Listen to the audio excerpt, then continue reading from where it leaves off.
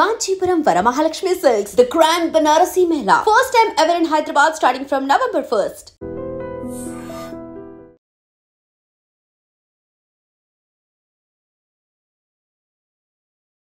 నమస్తే welcome to iDream media నేను మీ రొద్దం శ్రీనివాస్ ఇవాల్టి మన స్పెషల్ గెస్ట్ గోనె ప్రకాష్ రావు గారు ఆయన మాజీ ఎమ్మెల్యే మాజీ ఆర్టీసీ చైర్మన్ అదేవిధంగా ప్రముఖ రాజకీయ విశ్లేషకులు ఆయన ఇవాళ మన స్టూడియోలో ఉన్నారు ఆయనతో మాట్లాడదాం రకరకాల రాజకీయ అంశాల మీద హాట్ టాపిక్స్ మీద ఇవాళ ఆయనతో మనం చర్చించబోతున్నాం నమస్తే సార్ నమస్కారం సార్ మొన్న 9th రోజు సీఎం రేవంత్ రెడ్డి గారు మీట్ ద ప్రెస్లో ఒక మాట అన్నారు 2029 జూన్ వరకు ఎన్నికలు జరగవు కాబట్టి కాంగ్రెస్ పార్టీ అప్పటి వరకు అధికారంలో ఉంటుంది మీరు ఎవరు ఏం వరీ కావద్దండి అని ఆయన అన్నారు అదేవిధంగా జమిలీ ఎన్నికల కోసం ఇది ఎక్స్టెండ్ అవుతుంది ఒక 8 months పవర్ అనేది కూడా చెప్పారు నిజంగా అట్లాంటి వెసులుబాటు ఉంటుందా ఆయన చెప్పింది 2028 డిసెంబర్లో జరగాల లోక్సభ వచ్చి 6 నెలల తర్వాత అది కేసీఆర్ గారు 19లో బదులు 18లో చేసిన కనుక ఆ గ్యాప్ వచ్చింది లేకపోతే ఇక్కడ యునానిమిటీ వస్తుండే 52 57 1952 52 57 62 67 వరకు యునానిమిటీ ఉంది బట్ ఇందిరాగాంధీ గారు ఎమర్జెన్సీలో 6 years టర్మ్ చేయడంలో 71 వరకు ఎన్నికలు ముందస్తు పోయారు పార్టీని స్ప్లిట్ చేసి నీలం సంజీవ్ రెడ్డి గారిని ఓడించి కాడేర్ల నుంచి ఆవుదూడైంది అప్పుడు ఒక 1 year బిఫోర్ చేసింది దేశంలో మధ్యంతర అంటే ముందస్తు ఎన్నిక స్నాప్ పోల్ చేసింది మధ్యంతరం అంటే మోర్ దాన్ 2 years ఉంటాయి స్నాప్ పోల్ చేయడంలో పార్లమెంట్ ఏమైందంటే 1 year గ్యాప్ వచ్చేసింది అప్పటి నుంచి ఏదైతుందో మనకు అది 77 అయింది 6 ఏళ్ళు ఎక్స్టెండ్ చేసింది కనుక అప్పుడు ఎమర్జెన్సీలో అది 77 మనది 72 అసెంబ్లీ అయింది కనుక 78 83లో మళ్ళీ కలిసి రాదా 84లో కలిసి వచ్చింది మన ఆంధ్రప్రదేశ్ వరకు మళ్ళీ 89లో కలిసి వచ్చింది 91లో మళ్ళీ మధ్యంతరం వచ్చింది కలిసి రాదా 96లో రెగ్యులర్ వచ్చింది పార్లమెంట్ 91 మధ్యంతరం 98లో మళ్ళీ మధ్యంతరం వచ్చింది 99లో రెండు కలిపి వచ్చినాయి కానీ పార్లమెంట్ మధ్యంతరం 2004 నుంచి మనకు కలిసి వచ్చినాయి ఎప్పుడైతే 18లో ఈయన ముందు పోయిండో ఇది 6 నెలలు డిఫరెన్స్ అయిపోయింది మోడీ గారు వచ్చినాక ఒక దృఢమైన నిర్ణయం తీసుకున్నాడు దీని వలన ఏదైతుందో గతంలో స్వాతంత్రం వచ్చిన తర్వాత 52 నుంచి ఎన్నికలు స్టార్ట్ అయిన తర్వాత దాదాపు 4 ఎన్నికలు యునానిమిటీ వచ్చినాయి పార్లమెంట్ అసెంబ్లీ కలిపి వచ్చినాయి ఒకే రోజు డేట్ అంటే డిఫరెంట్ స్టేట్స్లో ఒక స్టేట్లో 2 ఉంటాయి అనుకోండి మార్చి 15 ఉండే 21 ఉండే 67 మన ఆంధ్రప్రదేశ్లో 15 అసెంబ్లీ పార్లమెంట్ సెగ్మెంట్ కొన్ని పార్లమెంట్ ఇంకో కాన్స్టిట్యున్సీలు ఏదైతుందో అదే పార్లమెంట్లో ఉన్నా కూడా నెక్స్ట్ డే ఉంటే అప్పుడు ఆ పార్లమెంట్ అవుతుంది కౌంటింగ్ 2వ పోల్ అయిన తర్వాత ఇప్పుడు లాస్ట్ ఎట్లయితే మనకు 11 అయి 14 కౌంటింగ్ అవుతుందో సో ఆయన అన్నమాట అక్షరాల సత్యం ఎందుకంటే ఆయన కూడా ఒక ముఖ్యమంత్రిగా ఢిల్లీలో ఉండే ఆయనకు ఉండే ఫీడ్బ్యాక్ జరుగుతున్న పరిణామాలు కానీ ప్రభుత్వము 2029 జూన్ వరకు ఉంటుందని అన్నడా లేదా అనేది మీరు అంటున్నారు 2029 జూన్లో పార్లమెంట్ అసెంబ్లీ జమిలీ ఎన్నికలు మన ప్రాంతంలో జరుగుతాయి అట్లే మధ్యప్రదేశ్ రాష్ట్రాలు ఒక దాదాపు 29 రాష్ట్రాల్లో 10 రాష్ట్రాల్లో జరగడం ఖాయం ఏ పరిస్థితిలో ఎందుకంటే ఆల్రెడీ ఏదైతుందో జనగణమన ఇది ఇప్పుడు సెన్సస్ ఏదైతుందో 2006 నుంచి స్టార్ట్ చేస్తామని కాంక్రీట్గా ప్రోగ్రామ్ టైం బాండ్ ఇచ్చిండ్రు 2001 yearలో ఫినిష్ అప్ 2007 తర్వాత ఏదైతుందో మహిళా బిల్లు కూడా 2 సభల్లో ఉభయ సభల్లో 2027 ఏదైతుందో వరకు కంప్లీట్ అవుతుంది కంప్లీట్ ఆల్ ఎంటైర్ కంట్రీ అయిన తర్వాత మహిళా బిల్లు కూడా 2 సభల్లో ఉభయ సభల్లో ఆల్రెడీ పాస్ అయి పెట్టారు అక్కడ ఏంటంటే ఇప్పుడు 543 ఉన్న స్థానాలను 866 లోకసభ పెంచుతున్నారు ఎందుకు పెంచుతున్నారంటే ఉన్న దాంట్లో గిట్ట 1/3 ఇస్తే 181 సీట్స్ గిట్ట 1/3 మహిళలకు ఇస్తే నార్త్లో ఏదైతుందో గొడవ అవుతుంది అక్కడ అంటే పురుషుల ఆధిపత్యం తో దాన్ని వాళ్ళు ఏదైతుందో దానివల్ల అదైతుంది కనుక ఆటోమేటిక్గా ఈ మహిళల కోసం ఏదైతుందో 543 లోక్సభను 866 చేసి ఎన్నికలకు పోతారు నెక్స్ట్ అప్పుడు టోటల్లో 1/3 ఏదైతుందో లోక్సభ అంటే 2007 తర్వాత అంటే అది ముందు పోతాడా 2029 పోయే ఛాన్స్ హైజ్ ఫర్ షెడ్యూలే పోతాడు దాంట్లో 866 లోకసభ దేశమంతా అవుతాయి మన దగ్గర ఆల్రెడీ 17 ఉన్నాయి 17లో అసెంబ్లీ ఏదైతుందో పెంచాలనేది బిల్లులే ఉంది ఎవ్రీ కాన్స్టిట్యున్సీకి 2 అంటే ఇక్కడ 17 అంటే ఇక్కడ 34 అక్కడ 50. ఏపీలో 50 ఇక్కడ 143. కానీ అసెంబ్లీలో కూడా ఏదైతుందో స్ట్రెంత్ పెంచాలనేది అది నిర్ణయం అనేది ఇంకా అసెంబ్లీలలో చర్చ జరగలేదు. అసెంబ్లీ నుంచి ఫార్వర్డ్ కేంద్రానికి చేయలే. ఓన్లీ లోక్సభ వరకు మాత్రము రాజ్యసభ వరకు మాత్రమే చేసిండ్రు. అది ప్రాసెస్ అయిపోతున్నది, దాంట్లో ఏమాత్రం అనుమానం లేదు. రాజ్యసభ 240 నుంచి 350. ఇప్పుడు కొత్త పార్లమెంటు భవనం ఏదైతే కట్టినరో 866 మంది లోకసభ సభ్యులకు కూర్చుండే అవకాశం ఉండే కల్పించారు. ఆ పద్ధతిలో ఆ పార్లమెంటు భవనం నిర్మాణం జరిగింది. దీంట్లో అనుమానం లేదు. ఖచ్చితంగా ఎక్కువ చేసే దాంట్లో అడ్డంకు లేదు, బిల్ పాస్ అయింది. అసెంబ్లీలో కూడా ఏదైతుందో ఇప్పుడు మన దగ్గర 7 ఉండే, ఇప్పుడు 9 అవుతాయి. 5 ఫర్గా 34 పెడితే కనుక అసెంబ్లీ కూడా ఏదైతుందో పెరిగే ఛాన్స్ ఉంది. లోకసభ పెరిగితే కనుక, లోక్సభ మహిళా పెరిగితే కనుక ఆటోమేటిక్ ఏదైతుందో ఇది కూడా పెరుగుతుంది. మహిళ అన్నప్పుడు రిషఫల్ అవుతుంది, డిలిమిటేషన్ అవుతుంది. జెంట్స్ కావచ్చు, కొత్తగా కాన్స్టిట్యున్సీలో జెంట్స్ జరగవచ్చు. ఎస్సీలో కూడా చేంజ్ అవుతుంది. గతంలో 57లో డిలిమిటేషన్ అయిందంటే 67లో అయింది, 77లో అయింది. 77 తర్వాత డిలిమిటేషన్ 2009లో అయింది. 2009 తర్వాత ఇప్పుడు జరగలే. ఎప్పుడు జరుగుతుంది ఇది కంప్లీట్? ఈ సెన్సస్ జనగణ కులగణ అయిన తర్వాత, కంప్లీట్ అయిన తర్వాత అక్యురేట్గా ఏదైతుందో మళ్ళీ అవుతుంది. అప్పుడు గతంలో చట్టం అయితే 10 సంవత్సరాలకు ఒకసారి డిలిమిటేషన్ అనేది ఉండే. ఇప్పుడు ఆ చట్టము 20 ఏళ్ళకు చేస్తారా అది చెప్పలేము, వి కాంట్ సే. బట్ ఖచ్చితంగా మళ్ళీ ఏదైతుందో అసెంబ్లీ కానీ లోక్సభ కానీ జరుగుతాయి. లోకసభ స్థానాలు కూడా 17 కంటే పెరుగుతాయి. అక్కడ 866 అయితే కనుక రాజ్యసభ కూడా 240 నుంచి 350 అయితే కనుక రాజ్యసభ 7కు పెరిగే అవకాశం ఉంది. అసెంబ్లీ ఏదైతుందో ఐజ్ ఫర్ బిల్ విభజన బిల్లు ప్రకారము 42 + 2 84 సీట్లు. అక్కడ 50, ఇక్కడ 34. ఇది కాక అంటే 34 అంటే 143 కాక నేను అనుకుంటున్న ప్రతి లోకసభ స్థానానికి ఇప్పుడున్న యావరేజ్ పెరిగే లోకసభ పక్కకు పెట్టండి, యావరేజ్గా 9 to 11 సీట్స్ అంటే దాదాపు 17 అంటే 140, 170 నుంచి 190 అసెంబ్లీ స్థానాలు అయ్యే అవకాశం ఉంటుంది తెలంగాణలో. పార్లమెంట్ కూడా ఆ రేషియో ప్రకారం కూడా పార్లమెంట్ పెరుగుతాయి, దాంట్లో అనుమానం లేదు. కానీ ప్రభుత్వం అనేది కరెక్ట్గా డిసెంబర్ 9 వరకే, ఆ లోపల 5 ఏళ్ళ టర్మ్ ఇది. 5 ఏళ్ళకి ఎక్స్టెన్షన్ చేయాలంటే అక్కడ పార్లమెంట్లో రాజ్యసభలో చేయాలి. ఎమర్జెన్సీలో ఎలాగైతే ఇందాక చేద్దాం కాన్స్టిట్యూషన్లో, అది ఇప్పుడు చేయొచ్చునా లేదా అనేది వి కాంట్ సే. బట్ ఈ 2-3 రాష్ట్రాల కోసం, మధ్యప్రదేశ్, ఛత్తీస్గఢ్, దీనికోసం 3 రాష్ట్రాల కోసం చేయరు. వీటిని ఏదైతుందో ప్రెసిడెంట్ రూల్ పెట్టే అవకాశం, ఆ 6 నెలలు రాష్ట్రపతి పరిపాలన పెట్టి పార్లమెంట్తో పాటుగా ఈ 3 రాష్ట్రాలుగా ఇంకా కొన్ని ముందుకు తెచ్చి, వాళ్ళ బీజేపీ రాష్ట్రాలు ఉన్నాయి కనుక 6 నెలల తర్వాత ఉన్నాయి, వాటిని ముందుకు తెచ్చి ఏదైతుందో దాదాపు 29 రాష్ట్రాల అబౌట్ 10 నుంచి ఏదైతుందో 13-14 రాష్ట్రాలు, ఒక 50% రాష్ట్రాలు ఏదైతుందో కంబైన్డ్ లోక్సభతో వస్తాయి. ఇది 34 వరకు ఉంటుంది. 34 వరకు ఏమవుతుందంటే మళ్ళీ అన్ని 29 రాష్ట్రాలు కూడా ఎవరు అధికారంలో ఉన్నా అటువంటి వాతావరణాన్ని క్రియేట్ చేస్తుంది గవర్నమెంట్, ఒక బైలా చేస్తుంది.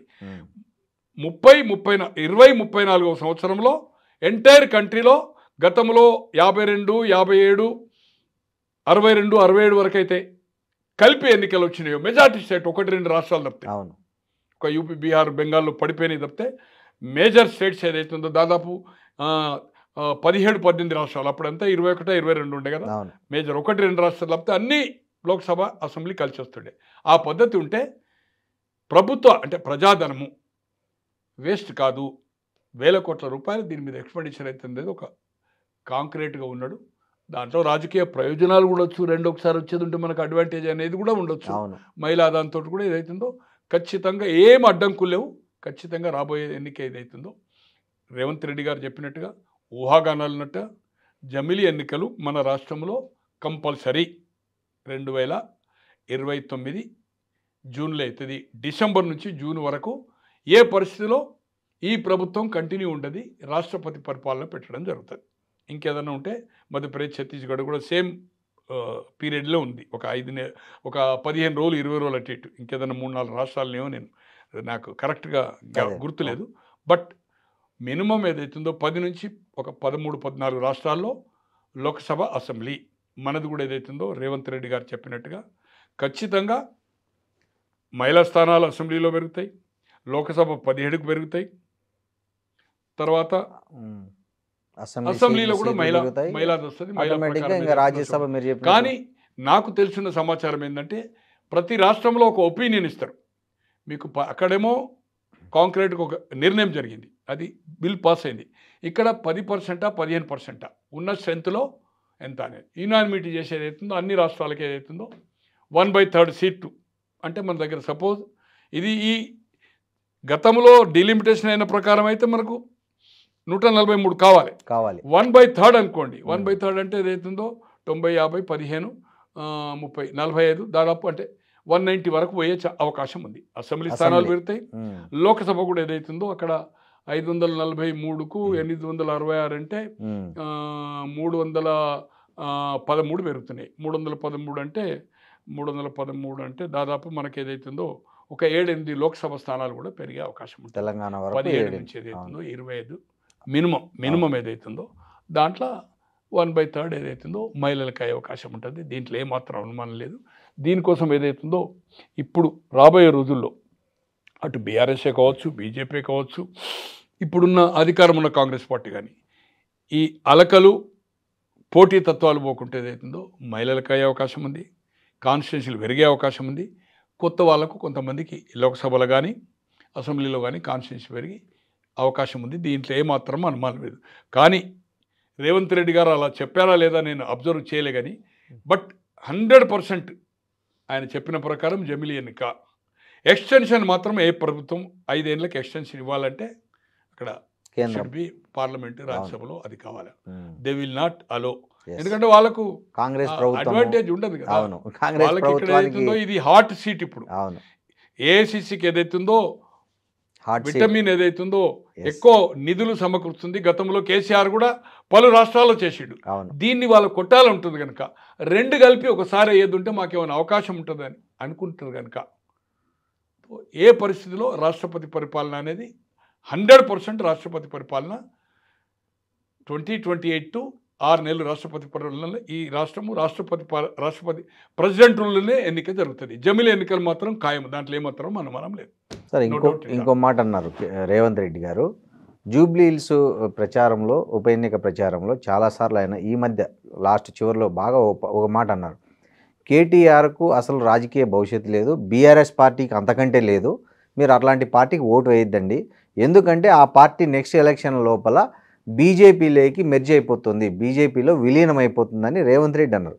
ఇదే మాట అంతకుముందు ఎవరైతే కల్వకుంట్ల కవిత ఆమె కూడా బయటకు వచ్చిన తర్వాత 5-6 సందర్భాల్లో ప్రెస్తో ఆమె కూడా నాకు ఒత్తిడి వచ్చింది, నేను వద్దని చెప్పానని కూడా ఆమె కూడా చెప్పారు.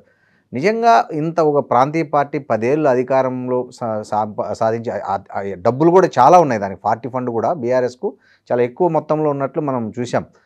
అట్లాంటి పార్టీని నిజంగా రేవంత్ రెడ్డి ఊహించినట్లుగానో చెప్పినట్లు బీజేపీలో కలిస్తే అవకాశం ఉందా? ఒకవేళ కలిస్తే ఎవరికి అడ్వాంటేజ్ ఉంటుంది?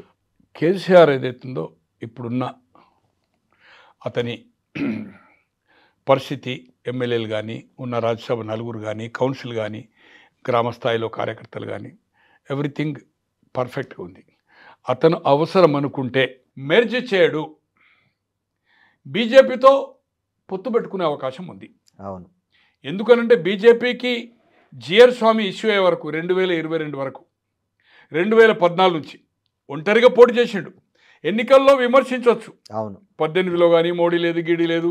ఈవెన్ 18లో 23లో ఏదైతుందో అబ్కా సర్కార్, కిసాన్ సర్కార్, తర్వాత ఏదైతుందో ఈసారి ఖచ్చితంగా మేమే దేశ్కి నేత కేసీఆర్ అని రాష్ట్రాల్లో చేసిండు. అవన్నీ వేరే సంగతి. బట్ 2022 వరకు అన్ని వివాదాస్పద బిల్లులు కూడా తలాక్, నోట్ల రద్దు, రాజ్యసభ వైస్ చైర్మన్ ఎలక్షన్, మన vice president election, president election, Rajya Sabha vice chairman, even నోట్ల రద్దు కాకుండా అగ్రికల్చర్ బిల్లు కూడా ఇక్కడ వ్యతిరేకం చేసి జిహెచ్ఎంసీ ఎలక్షన్ అయితే నేను గుద్దుడు చూడు దీన్ని వ్యతిరేకిస్తున్నామని కేటీఆర్ గారు బెంగళూరు హైవే నిర్బంధం చేసి కూడా ఆఫ్టర్ మున్సిపల్ ఎలక్షన్ అయితేనే పోయి ఆ బిల్లుకు సపోర్ట్ చేసిండు. కాంగ్రెస్ పార్టీ కానీ, సమాజ్వాదీ కానీ, డిఎంకే కానీ, మమతా కానీ, తర్వాత ఆర్జేడీ కానీ ఎవరిని వాళ్ళతో కూటమితో కలవకుండా అతను ఆ బిల్లు కూడా వివాదాస్పద బిల్లు కూడా తర్వాత అపోజ్ చేసిండు వేరు. ఆ రోజు ఆ బిల్లుకు సపోర్ట్ చేసిండు. బట్ ఆ బిల్లును రైతుల ఉద్యమానికి తలవొగ్గి ఆ బిల్లును విత్డ్రా చేసుకున్నది బీజేపీ కనిచేసింది. అతను బీజేపీకి వ్యతిరేకం అనేది ఏతుందో ఎక్కడ మనకు సందర్భం కనబడతలేదు. అంటే విమర్శిస్తుండు, కలిసి పోటీ చేయకపోవచ్చు, కాంగ్రెస్తో కలిసి పోటీ చేయకపోవచ్చు. కానీ 2009లో టీడీపీ, సిపిఐ, సిపిఎం సమైక్యమన్న సిపిఎం పార్టీతో కూడా పొత్తు కలిసాడు. మహాకూటమి కలిసి మొత్తం పోటీ చేశారు. 10 అసెంబ్లీ గెలిచాడు, 45 తీసుకున్నాడు, 10 లోక్సభ తీసుకున్నాడు, 2 గెలిచిండు విజయశాంతను. బట్ ఎన్నికల పోలింగ్ అయి కౌంటింగ్ కంటే ముందే 2009లో ఏదైతుందో హర్యానా వెళ్ళి బీజేపీ ఎన్డీఏ మీటింగ్లు అడ్రస్ చేసి రాబోయేది కాంగ్రెస్ కాదు ఎన్డీఏ గవర్నమెంట్ అని అడ్రస్ చేసిండు. అయితే సీఎంగా అక్కడ అడ్రస్ చేసిండు. అంటే బీజేపీకి వ్యతిరేకం కాదు కదా, అంతే కదా. అదొకటి. నెంబర్ ఇక్కడ ఏదైతుందో ఈ అన్నిటికీ మోడీకి సపోర్ట్ చేసిండు, మోడీని ఆకాశం ఎత్తిండు. తో కనుక అతనికి ఇక్కడ పవర్ నేను అనుకో ఆయన జమిలీ అయితే ప్రెసిడెంట్ వస్తుంది, లేకపోతే గవర్నమెంట్ ఉంటుంది. జమిలీ రాదు అనుకోండి, 0.1% జమిలీ రాకపోయే అవకాశం ఉంది. అప్పుడు ఏమవుతుంది, ఇక్కడ రేవంత్ రెడ్డి గారి ప్రభుత్వం ఉంటుంది, కాంగ్రెస్ ప్రభుత్వం ఎలక్షన్లో. అక్కడ బీజేపీ ఈ రెండుతోటి పోరాటం చేయలేక ఎలాగైతే చంద్రబాబు గారు రామారావు గారు ఉన్నప్పుడు తెలుగుదేశం పార్టీ 85, 89లో 2 ఎన్నికల్లో ఉభయ కమ్యూనిస్టులు బీజేపీతో జనతాదళ్తో కలిసి కొట్లాడింది. 94లో బీజేపీ డిఫర్ అయింది. బట్ సిపిఐ, సిపిఎం ఉంది, జనతాదళ్ ఉంది. బట్ చంద్రబాబు గారు 96 పార్టీ స్ప్లిట్ చేసిన తర్వాత ఒంటరిగా పోటీ చేసిండు, 98లో చేసిండు. ఎన్నికలు అయిన వెంటనే 98లో, అప్పటి వరకు 96, 98 దేవగౌడ గుజరాల్ గవర్నమెంట్లో మంత్రివర్గం పార్టిసిపేట్ చేసిండు, కింగ్ మన కీ రోల్ ప్లే చేసిండు. But 98 after parliament election Vajpayee గారికి ఏదైతుందో ప్రభుత్వానికి సపోర్ట్ చేసిండు. 99లో ఎన్డీఏతో కలిసి ఉమ్మడి రాష్ట్రంలో ఏదైతుందో పోరాటం చేసిండు, మళ్ళీ అధికారం వచ్చిండు. మొదటిసారి రామారావు గారు వచ్చిండు 94లో, ఆయన నాయకత్వంలో 99లో వచ్చింది. 2004లో ఇక్కడ కాంగ్రెస్ వచ్చినప్పుడు కూడా వాజ్పేయి గారితో పార్లమెంట్ అసెంబ్లీ కలిసి వచ్చింది. 99, 2004 అండ్ 2009. బట్ 2004లో కలిసి కొట్లాడి ఓడిపోయిన తర్వాత చెంపలేసుకున్నాడు. ఏం మాట్లాడి అనేది మనకు ప్రస్తావన వద్దు, అవసరం కూడా లేదు జనాలకు. బట్ 2014లో 18లో ఇక్కడ కాంగ్రెస్తో తెలుగుదేశం పుట్టిందే కాంగ్రెస్ వ్యతిరేకంగా, ఆంధ్రుల ఆత్మాభిమాని. అటువంటి కాంగ్రెస్ పార్టీతో ఇక్కడ కలిసి కొట్లాడాడు. ఎక్కడ? తెలంగాణలో. యూపీఏకి ఏదైతుందో మద్దతు పలికిండు, బీజేపీని విమర్శించడం జరిగింది.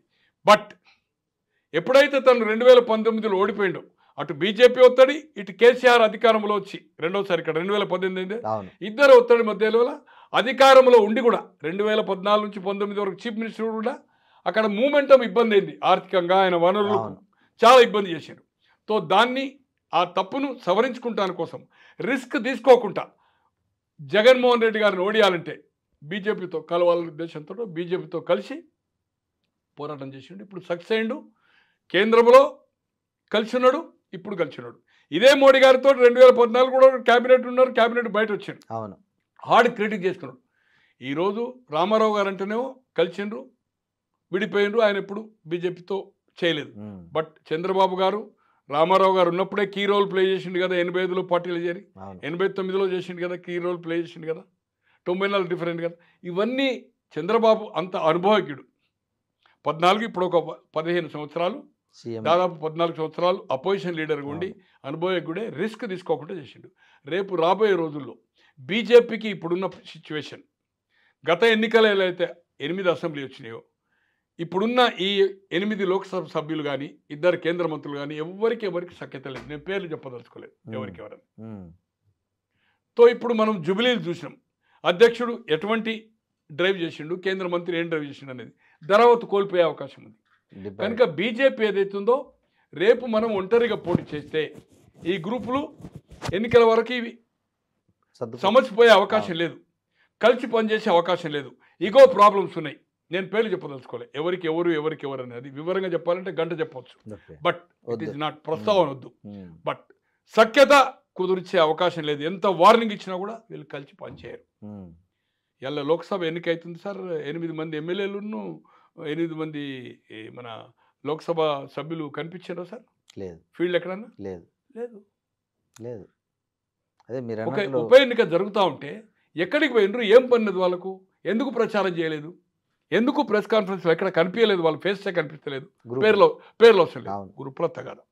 సో అందుకోసం ఏదైతుందో రేపు బీజేపీ కూడా చేయి జాపి కేసీఆర్తో కలిసి అవకాశం ఉంది. గతంలో కేంద్రంలో యూపీఏలో ఎట్లయితే జాయిన్ అయ్యిండో ఇప్పుడు కూడా అతను ఏదైతుందో రేపు కలిసి చేసినప్పుడు ఇద్దరు కలిసి రిజల్ట్ అనేది పక్కకు పెట్టండి, ఇద్దరు కలిసి చేసే అవకాశం ఉంది. వాళ్ళకు ఇతను అవసరం, ఇతనికి వాళ్ళ అవసరం. ఈ ప్రభుత్వం వ్యతిరేకం వచ్చినప్పుడు ఏదైతుందో నిన్న ఇప్పుడు ఎక్కడ ఎట్లయితే చంద్రబాబు గారికి అవకాశం వచ్చిందో, కర్ణాటకలో వచ్చిందో, యాంటీ ఎస్టాబ్లిష్మెంట్ అనేది ఇప్పుడు ప్రజాప్రయం ప్రకారం మాత్రం ఇద్దరు కలిసినప్పుడు హాట్ కేక్ అనేది ఉంది. ఒంటరిగానే బీఆర్ఎస్ ఏదైతుందో ఈరోజు ఈ ఉప ఎన్నిక రిజల్ట్ ఏమొస్తుందని పక్కకు పెట్టండి. ఎన్ని సర్వశక్తులు ఏదైతుందో మునుగోడులో ఎట్లాగైతే దొమ్మాట ప్లస్ హుజరాబాద్ ఓడిపోయిన తర్వాత సర్వశక్తులు దాదాపు 90 మంది పైన ఎమ్మెల్యేలు, ఎమ్మెల్సీలు, మంత్రులు, ఈవెన్ ఒక ముఖ్యమంత్రి కూడా ఒక గ్రామంకు దత్తత అంటే ఆయనే మానిటరింగ్ చేసిండు. ఎవ్రీబడి ఇన్ఛార్జ్ సర్వశక్తులొడ్డి అధికార దుర్వినియోగం చేసి లాస్ట్ 2 డేస్లో ఇప్పుడు ఇక్కడైతే కాంగ్రెస్ ఎలా చేస్తుందో ఎమ్మెల్యేలు, ఎమ్మెల్సీలు, మంత్రులు ఎలాగైతే తిరుగుతుందో విచ్చలవిడిగా వీళ్ళని నిర్బంధించి అక్కడ అదే పద్ధతిలో చేసిండ్రు. చేసి అలాగే ఏదైతుందో దీన్ని తట్టుకోవాలంటే కలవాలనే అవకాశం ఈయన కూడా ఉంటుంది. అప్పుడు కేసీఆర్ అనేవాడు కేంద్రం పోతాడు, అవును, కేటీఆర్కే పట్టమవుతుంది. 120 సీట్లు ఓ 80 అసెంబ్లీ వీళ్ళు తీసుకుంటారు, 40 ఏదైతుందో బీజేపీకి ఇవ్వచ్చు, 40 కాదు 35 ఇవ్వచ్చు. They are ready. వాళ్ళకు లోక్సభ ఇంపార్టెంట్, అవును, ఇక్కడ వాళ్ళకు లోక్సభ ఇంపార్టెంట్. ఇంతకుముందు ఇందిరాగాంధీ ఎలాగైతే 67 తర్వాత కాంగ్రెస్ రూట్ అవుట్ అయిన తర్వాత డిఎంకే కానీ అన్నాడీఎం ఎవరితో కలిసినా 10 లోక్సభ అసెంబ్లీ 10 లోక్సభ ఎక్కడ 15 అసెంబ్లీ. ఇందిరాగాంధీ కానీ రాజీవ్ గాంధీ గారు కానీ సోనియా గాంధీ ఉన్నప్పుడు అదే అలయన్స్ కదా. ఇప్పుడు డిఎంకేతో అన్నాడీఎంకేతో కూడా అన్నాడీఎంకేతో కూడా కొన్ని సందర్భంలో అయింది కదా. బట్ 2004 నుంచి ఓన్లీ డిఎంకేతో సేల్ చేస్తుంది లోక్సభ అవసరం కనుక. ఉన్న 8 వాళ్ళు తీసుకుంటారు. ఇక మిగిలిన 9 ఏదైతుందో కేసీఆర్కు. సిట్టింగ్ 8 సీట్లు ఏదైతుందో బీజేపీ వాళ్ళకి హ్యాపీ. వాళ్ళకి అసెంబ్లీ 40కి ఒప్పుకోవచ్చు, 35కి ఒప్పుకోవచ్చు. ఇద్దరు కలిసి ఇద్దరు కలిసే అవకాశం ఉంది. కానీ మెర్జ్ అనేది చేయడు. మెర్జ్ చేసినప్పుడు నీకు సేవ్ అవుతుంది నా. నీకు ఎలియన్స్ అయితే ఎంత గౌరవపరంగా ఉంటుందో, ఎక్కువ తక్కువ అనేది సీట్లు ఇంపార్టెంట్ కాదు, ఎక్కువ తక్కువ వదిలిపెట్టండి. ఎంతైతే బార్గెన్ ఉంటుందో నీకు నచ్చినప్పుడు బయటకు వెళ్ళగలుగుతావు. ఒకసారి పార్టీ మెర్జింగ్ చేసిన తర్వాత మళ్ళీ పార్టీ పెడితే ఏముంటుంది? టీఆర్ఎస్ పోయి బీఆర్ఎస్ చేసినావు, బీఆర్ఎస్ను బీజేపీ మెర్జ్ చేసినాక మళ్ళీ దాంట్లోకి వెళ్ళి బయటకు వచ్చి మళ్ళీ ఏదో నువ్వు మళ్ళీ టీఆర్ఎస్ను ఓపెన్ చేస్తా అంటే దానికి విలువ ఉండదు. కనుక మెర్జ్ అనేది 99.9 కాదు, 100 కాదు, 150 crores % గ్యారంటీ చెప్తున్నా. బీజేపీతో ఏ పరిస్థితిలో మరి కవిత గారు ఎలా చెప్పిండ్రు, ఏం సంగతో వారికి ఏమీ ఇన్ఫర్మేషన్, ఎందుకంటే ఫ్యామిలీ మెంబర్. మరి ఆమె అంటే నాకేం తెలియదు, నన్ను బయటకు వెళ్ళనీయలేదు. మరి ఆమె నేను జైలు ఉన్నప్పుడు కలుస్తా అన్నారని చెప్తున్నది. డిఫరెంట్. నాదేం నడవలే అక్కడ. ఆమె ఇప్పుడు ప్రెస్ కాన్ఫరెన్స్ పొలిటికల్ సబ్జెక్ట్ కాదు, నాదేం నడవలేదు, నా పనులు నడవలే అనేది. మరి ఈ ఇష్యూ నీతో ఎట్లా డిస్కస్ చేసి మెర్జ్ అనేది? సో అందుకోసం అది నిజమా అబద్ధం అనేది పక్క పెట్టండి. ఏ పరిస్థితిలో కేసీఆర్ మెర్జ్ చేయడు. అతని ఏజ్ పాయింట్ ఆఫ్ వ్యూలో కానీ, ఆరోగ్య పాయింట్ ఆఫ్ వ్యూలో కానీ పీస్ఫుల్గా ఏదైతుందో ఆయన అనుకున్నది ఏదైతుందో కొడుకును పట్టాభిషేకం చేయాలనుకున్నాడు. ఎలయన్స్ పెట్టుకొని ఏదైతుందో కేటీఆర్ ముఖ్యమంత్రిగానే ఎలక్షన్ పోతుంది. నెక్స్ట్ కేటీఆర్ ముఖ్యమంత్రి మిత్రపక్షాలు 80 తీసుకున్నప్పుడు ముఖ్యమంత్రిగా పోతుంది. పోయి ఆయన లోక్సభ చేస్తాడు. ఏదైతుందో కేంద్రంలో అడ్జస్ట్ అవుతాడు, కేంద్రం అవుతాడు. వాళ్ళకేమి ఇబ్బంది ఉండదు, ఇబ్బంది ఉండే అవకాశమే లేదు. కనుక ఇది ఏదైతుందో బట్ ఒక పొలిటికల్ పార్టీలో ఉన్నప్పుడు తను ముఖ్యమంత్రి ఈ మాట మాట్లాడవలసి వస్తుంది, బీఆర్ఎస్ను డైల్యూట్ చేయవలసి వస్తుంది, ప్రజల్లో కన్ఫ్యూజ్ చేయవలసిన అవసరం ఉంటుంది. ఇది జరిగే పని కాదు. కేసీఆర్ గొంతుకలో ప్రాణం ఉన్నంత వరకు ఈవెన్ కేసీఆర్ కాదు, అంతకంటే దృఢంగా కేటీఆర్ గారిని హరీష్ రావు, దాంట్లో ఇద్దరు ముఖ్యులు కదా, ఎవరు బీజేపీతో ఒప్పుకునే క్వశ్చనే లేదు, మెర్జ్ అయ్యే సమస్య లేదు.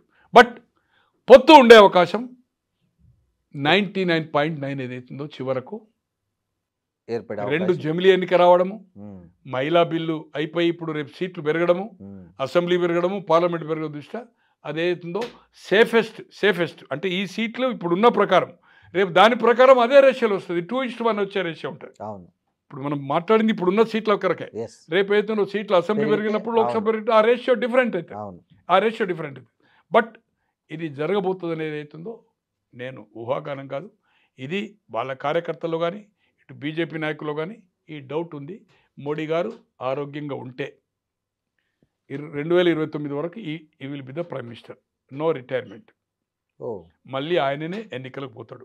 వస్తారు పోతారు పక్క పెట్టండి. బట్ ఈ అడ్వాంటేజ్ ఏదైతుందో ఇద్దరు కలిసి ఉంటే దీనికి నెగటివ్ వచ్చినప్పుడు రిపేర్ చేసుకునే ఛాన్సు కాంగ్రెస్ పార్టీలో లేదు. ఫైనాన్షియల్ పొజిషన్ రిపేర్ అయ్యే అవకాశం లేదు. ఇన్ని ఇచ్చిన హామీలు, ఇన్ని అప్పులు కడుతూ బ్యాంకులకు, ఇటు ఆర్టీసీ ఎంప్లాయీస్ పైసలు వాడుకునే కానీ, పెన్షనర్స్ ఏదైతుందో రిటైర్మెంట్ 10,000 కోట్లు కానీ, కాలేజీలే కానీ, ఇచ్చిన హామీలు కానీ అవకాశం లేదు. కనుక నెగటివ్ ఉంటే ఇద్దరు కలిసి ఏదైతుందో ఓట్ షేరింగ్ ఏదైతుందో వాళ్లకు, దీనికి నెగటివ్ వచ్చినప్పుడు వాళ్లకు హాట్ కేక్ ఉంటుంది. ట్రై అయినప్పుడు ఏదైతుందో మళ్ళీ కాంగ్రెస్కి అవకాశం ఉండొచ్చు. కనుక ఇటు బీజేపీ కానీ బీఆర్ఎస్ కానీ కలిసే అవకాశాలు మెండుగా ఉన్నాయి. దీనికి 2009లో అప్పుడు తీసుకున్న నిర్ణయం అవుతారు. తర్వాత 2014 నుంచి 22 వరకు అన్ని ఎలక్షన్లు ఇచ్చిపెట్టండి, అన్ని వివాదాస్పద బిల్లులు కూడా అతను సపోర్ట్ చేసిండు. అండ్ మోడీని గారిని ఆకాశం ఎత్తిండు. కరెక్ట్. ప్రెస్ మీట్లు పెట్టి సీఎంగా చాలా సార్లు పోయాడు. ఇక్కడ నుంచే రిమోట్ ఏదో అయింది అప్పుడు, గాలి దుమారం ఇక్కడ పెద్ద ఎలక్ట్రికల్ ఉండే కదా గజ్వెల్ ఏరియాలో, దాన్ని ఇక్కడ నుంచే రిమోట్ తోటి చేశాడు. దాంట్లో అయితే ఆకాశం ఎత్తిండు. నాకు అవి జ్ఞాపకం లేవు అనుకోండి. బట్ ఇట్ ఈస్ హై పిచ్లో చేశారు. అంటే కేసీఆర్ గారు ఎవరినైనా అదే చేస్తాడు అనుకోండి, మళ్ళీ హై పిచ్లో దించుతాడు అనుకోండి. ఏది ఏమైనా ఇది జరగబోతుంది, కానీ మెర్జ్ అనే సమస్య లేనే లేదు. సార్, ఇవాళ జూబ్లీ హిల్స్ ఎన్నికలు జరుగుతున్నాయి. పోలింగ్ నిజంగానే 11 గంటలకైతే 21% అని వచ్చింది. చాలా మందకొడిగా సాగుతుంది, అనుకున్నంత స్పీడ్ లేదు. సో మనం సర్వేలు చాలా పాజిటివ్గా వచ్చాయి బీఆర్ఎస్కు. కానీ ఈ మధ్యలో ఈ 9 తర్వాత కొన్ని మార్పులు చేర్పులు జరిగి మొత్తానికి కొద్దిగా కాంగ్రెస్ ముందంజలేకపోయిందనే టాక్ కూడా వినిపించింది చాలాసార్లు. అంటే మీరు ఏం అబ్జర్వ్ చేశారు సార్? మనం 4th నాడు మాట్లాడుకున్నప్పుడు కూడా మనం ఏదైతుందో 4-5 రోజుల పరిస్థితి చెప్పొచ్చు అని అనుకున్నాం. అవును. బట్ సర్వేలు మాత్రం భయంకరంగా ఉన్నాయి. ఏ సర్వే చూసినా కూడా ఏదైతుందో పబ్లిక్ టాక్ కానీ సర్వే వాళ్ళది పబ్లిక్ టాక్ తోటి వస్తుంది కదా, నెగటివ్ ఉంది పార్టీకి అని. తర్వాత బీఆర్ఎస్ సిస్టమేటిక్గా క్యాంపెయిన్ చేస్తున్నది, వాళ్ళ క్యాడర్ ఉంది. 3 సార్లు ఇక్కడ కాంగ్రెస్ గెలవకపోవడంతో డిసడ్వాంటేజ్ ఉంది అనేది. కానీ లాస్ట్ 5th 6th నుంచి ఏదో స్పీడప్ చేసి 9th ఈ రోజు వరకు కూడా, ఇప్పుడు పోలింగ్ వరకు కూడా స్టిల్ చేస్తున్నారు అనేది నేను టీవీ చూడలేదనుకోండి, మిత్రులతో మాట్లాడారు. సర్వే బృందాలు కానీ ఎమ్మెల్యేలు, ఆయన ఏమైనా మహబూబాబాద్ ఎమ్మెల్యే డిప్యూటీ స్పీకరు, తర్వాత బీర్ల ఐలయ్య, తర్వాత మన సత్తుపల్లి దయానంద, ఆయన పేరు ఏదో ఉంది, ఆయన పేరు ఆయనే. తర్వాత ఇంకా ఎవరో 4-5 ఎమ్మెల్యేలు, ఈవెన్ బట్టి గారి వెహికల్ కూడా తిరుగుతుందనే నాయకులు మస్తు మంది ఉన్నారు. ఓపెన్గా వాళ్ళు కంప్లైంట్ ఇస్తే కూడా సీరియస్గా ఏదైతుందో అది చేసింది వాళ్ళని ఏదైతుందో అని చెప్పి వాళ్ళని ఎమ్మెల్యేలు చర్య తీసుకోమని ఎలక్షన్ కమిషన్ ఏదైతుందో the instruction police. So poll మేనేజ్మెంట్లే మనం అనుకున్నాం. నీవు చెప్పిన విద్య నీరజాక్ష అనేది ఉంది కదా, ఎప్పుడైతే మునుగోడు హుజురాబాద్ ఓడిపోయినరు, మునుగోడు ఈజీగా తీసుకున్నారు. అది హరీష్ మీద చెప్పిండు, కేటీఆర్ పోలే, కేసీఆర్ పోలే.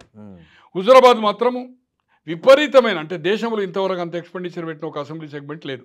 బట్ అక్కడ పాతుకుపోయినాడు. ఆయన కూడా 3 నెలలు రాజీనామా చేస్తేనే ప్రతి ఊరు ఇక పాదయాత్ర లెక్కనే ఊర్లో తిరిగిండు, టెంట్ వేసుకుంటేనే రోజుల తరబడి. ఆ 3 నెలలు కంప్లీట్ ప్రజలే ఉన్నాడు. అతను ఏదైతుందో అతని ఈ గ్రిప్ కూడా ఉండే, ఆయన ప్రజలతో అందుబాటులో ఉండే, మంచి చెడ్డ మార్నింగ్ ఆయన ఇంటికి కలవడానికి హైదరాబాద్కి వస్తే 100 మంది రాని, breakfast, lunch hour lunch, dinner అప్పుడు డిన్నర్ చేసే పంపించాలి. వంటలు వార్పులు సపరేట్ ఒక మెస్ లెక్కనే, ఎంతమంది రాని వంటలు వండుతూనే ఉంటారు, సామాన్ వస్తూనే. సో అది ప్రజలతో ఏదైతుందో సంబంధం ఉండి గెలిచిండు. ఆ రెండింటి తర్వాత ఎక్కడైతే మునుగోడు తీసుకున్నారో, పోల్ ఏదైతుందో ఇప్పుడు కాంగ్రెస్ ఈ 3-4 రోజులు ఇప్పుడు పోలింగ్ అయితే అంటే ఏ పద్ధతిలో చేసిండ్రో సేమ్ వాళ్ళు చేసిన పద్ధతిలో ఇలా కాంగ్రెస్ చేస్తున్నారు. మీరు అధికారంలో ఉంటే అదే చేసిండ్రు కదా. దాదాపు మీ 100 మంది ఎమ్మెల్యేల దాంట్లో మంత్రులు ఒక 15 అనుకోండి, 90 పైన ఎమ్మెల్యేలు అందరికీ ఇన్ఛార్జ్ ఇచ్చిండ్రు కదా, బూత్ వైజ్.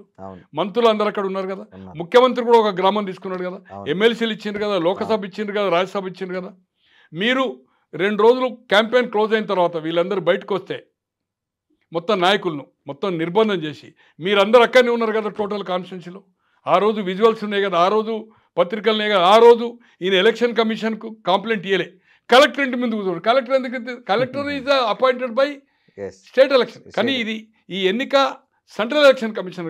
ఎలక్షన్ కమిషన్కు అతను బృందాలు పంపాలి, విజువల్స్ పంపాలి, వాళ్ళతో మాట్లాడాలి. ఇక్కడ హైదరాబాద్ ఉండే కాంగ్రెస్ బీజేపీ నాయకులు ఇక్కడ ఎలక్షన్ కమిషన్ ఇక్కడ ఉంటాడు హెడ్, మన బుద్ధ భవన్ దగ్గర సికింద్రాబాద్ మన అదే బోర్డ్స్ క్లబ్ అని సికింద్రాబాద్ ఏరియాలో రాణిగంజ్ ఏరియాలో ఉంటుంది. అక్కడ పోవాలి కదా, అక్కడ కూర్చోవాలి కదా. సో అది ప్రాపర్గా చేయలేదు. వాళ్ళు ఓవర్ కాన్ఫిడెన్స్గా రాజగోపాల్ రెడ్డి గారు అన్నారు. నేను ఆ రోజు వెంకరెడ్డి గారికి చెప్పాను, చాలామంది దాంట్లో చెప్పాను, మిమ్మల్ని అందరినీ పంపించి వాళ్ళు ఏదైతుందో మొత్తం మిస్యూజ్ అవుతుంది, వీళ్ళని పైసలకు ఇచ్చేటోళ్ళని కూడా నిర్బంధం చేశారు పోలీసులు, ఇవ్వద్దని. సీఎం పేర్లు చెప్పదలుచుకోలేదు. ఒక డబ్బులు ఒక 3-4 కోట్లు ఇవ్వాలంటే ఇవ్వకుంటే ఏదైతుందో ఆయనకి ఇవ్వద్దని ఫోన్ చేశారు కేసీఆర్ గారు. లేదు నాకు తప్పదు, ఈ నాయకు ఏదైతుందో నేను నేషనల్ లెవెల్లో నాకు అక్కడి నుంచి ఫోర్స్ వచ్చింది, ఐ షుడ్ ఇష్యూ అన్నాడు. ఇష్యూ అంటే కంప్లీట్ రౌండప్ చేసిండు అతని ఇల్లును. అంటే ఎవరైనా పికప్ చేయాలంటే ఆ ఇంటికి పోలేరు, అతను బయటకు పంపించలేడు, ఫాలో అవుతుంది, పట్టుబడతాయి కదా.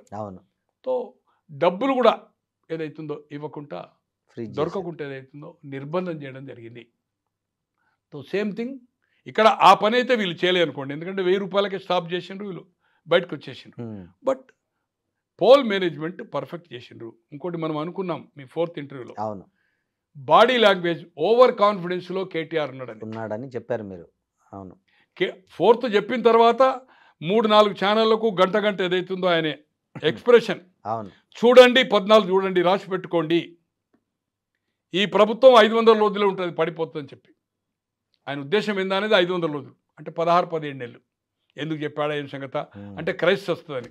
దీని తర్వాత రాజకీయ అంటే ఆఫ్ ద రికార్డులో కూడా మంత్రివర్గం ఇవన్నీ అవుతాయని అట్లా పత్రికలు కూడా వస్తున్నాయి అనుకోండి.